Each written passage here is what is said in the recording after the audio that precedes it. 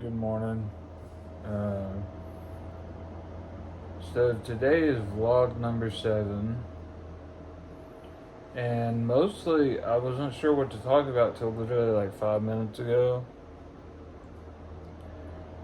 and I th- I think I'm gonna talk about one of my potential projects I'm working on. It's the one that means the most to me, but it's also the one that's least likely to happen because of the amount of work and how different it is from my other music or writing or art or anything.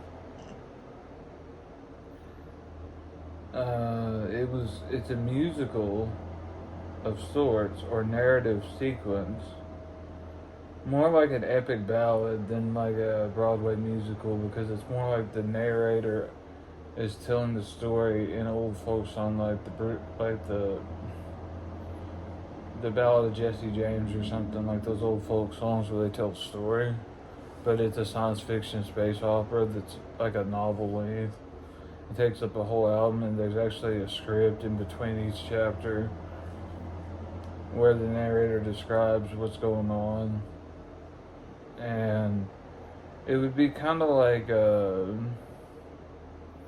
my interpretation of the worst genre of music, rock operas, which I've always had a fascination with.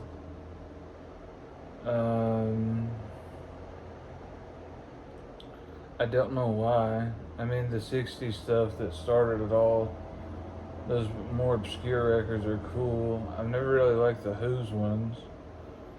The concept records of Pink Floyd never did anything for me. It's more the idea. The closest I've come to actually enjoying one is Devin Townsend's work, but I've not actually gotten to hear them all yet because it's not been released where I can afford it.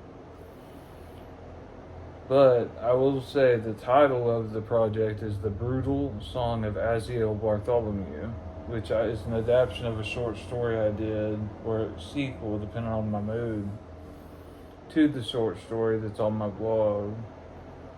And the idea was that it would be a heavy metal grunge kind of like folk ballad of epic proportions with, again, like narration, like, and then Aziel, in between, like a short stories, almost like flash fiction.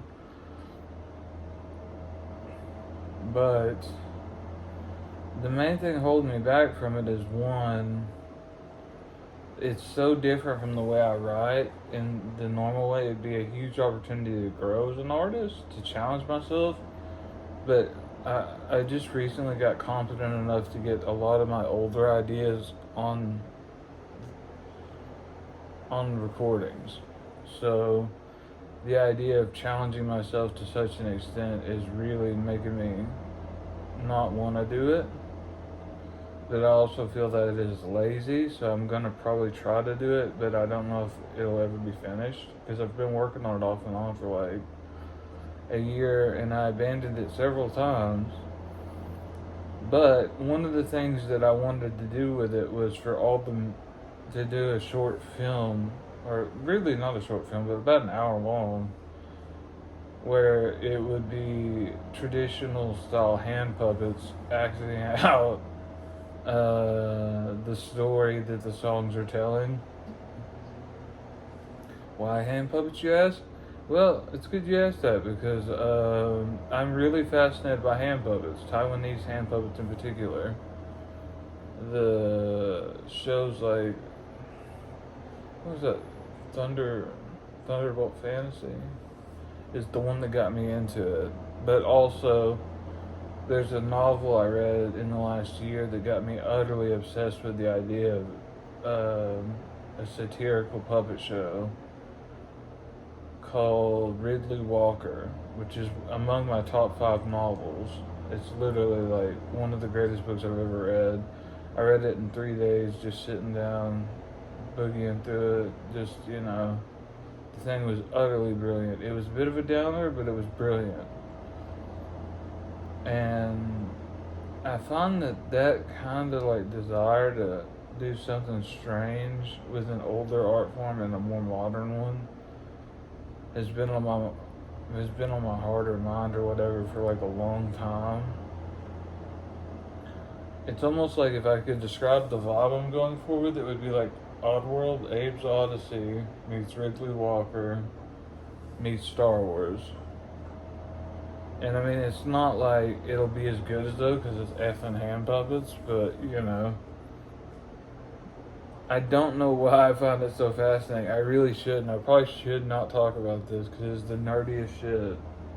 But that being said, I do want to do it. I mean, I've talked about it to several people who have been like, I don't know if I do that, and I was like, I don't know either, but I've got this instinct that I cannot suppress no matter how hard I try. So, I've done some character designs for it. I've done some,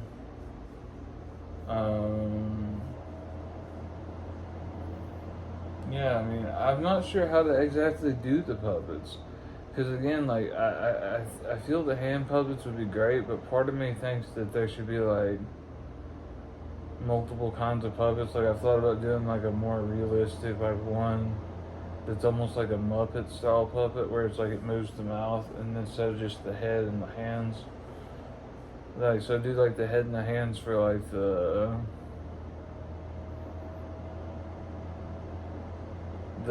traditional hand puppets for like the narrative sequences, but then the actual narration parts will be done with this character that's more like a Muppet, which may be too derivative of Jim Henson's work, but I love Jim Henson's work. And again, Devin Townsend is the one who's kind of provoked me artistically into thinking it could be possible to do on some kind of satisfying level. Mainly because Ziltoid is such a brilliant little record. There's a lot of his stuff that's really unique, but I find the Ziltoid as a substantive commentary upon strapping young lad as a career choice is one of the subtlest, most brutal satires I've ever seen. But he grew so much from it, seemingly. I mean, he literally stopped being like a Viking psychotic death metal dude to being like, you know, kind of like one of the chillest dudes in the music industry that people are still kind of scared of because he freaks out sometimes. But, I mean, he's brilliant as flip. I mean, there's no other way around that. I find that if I had to describe the music perspective on it, it would be almost like Alice in Chains meets Devin Townsend. But if I had to describe the overall aesthetic, it would be like Star Wars meets like 80s cyberpunk for anime. And the visuals, and I mean, I don't know exactly what I want it to be other than an artifact from a world that doesn't exist in a sustainably old-fashioned form. I mean, that's one of the things I find really interesting about art is how when the new thing comes along, how quickly people forget about the older traditions of art. Like, hand puppets were used for, or puppetry in general was used for literally like 1,000 years, 2,000 years, you know? And it's still a valid form of expression, but it's been obsolete now for over 100 years and almost forgotten. And it's like, that's interesting to me. Or what was that? There's a genre of like Japanese street storytellers where they have still pictures and they literally will have just an image and they'll describe everything that happens around the image. And then they'll switch it out for another picture. And then they describe what happens in that one. And I mean, those archaic forms of art are not taken seriously on a critical level, but again, they're as valid as anything, really. They're very fundamental to the human psyche as far as thousands of years of entertainment that then was written off because we invented celluloid or something. I mean, It's interesting. I don't. Maybe it's something about the temporal nature of all art. Maybe when we're all in the matrix goop of like AI crap, the idea of wasting your time dedicated to a craft of creating an art will be seen as insane when you can just prompt it. You can prompt it out of the machine.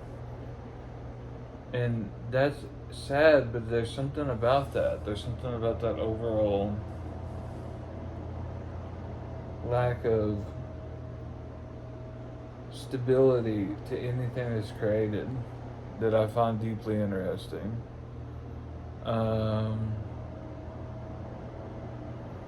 Yeah, I'm pretty much out of time for this one. I rambled a lot, but didn't say that much today.